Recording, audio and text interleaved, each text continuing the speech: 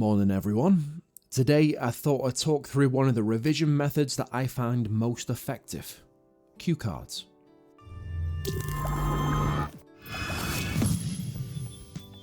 First, take a standard cue card. If you don't have one, you could just cut up some lined paper or cut some card to size and draw lines on it. On the front side, write the character's name that you're revising. Nothing else, just your character name. For this example, I've picked Arthur Birling from An Inspector Calls. Next, flip it over and divide the back of the cue card like I've done here. And then title the different boxes.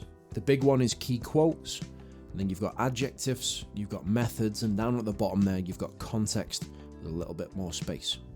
And for the key quote section, write what you believe are the top 10 quotations of that particular character. Try to keep them short so that they're more memorable. And for adjectives, imagine that you've been asked a question. How is this character presented in the text? These are words that you could use to answer that question. Just little adjectives. Here I've used an acronym to help me out. The first letter of each of these adjectives spells out Arthur, the name of the character. This just makes it easier to remember. The idea being that I could use any of those adjectives in a paragraph about Mr Birling. Then I'd list a couple of methods for the character. What writer's methods apply specifically to that character. And finally, context. Add in all of the points, the contextual points that link to your character. Remember that not every context point you've learned will be relevant to that specific character, so be selective. And that's it. That's your cue card complete. Then all you need to do is hold the cue card up so that only the name is facing you.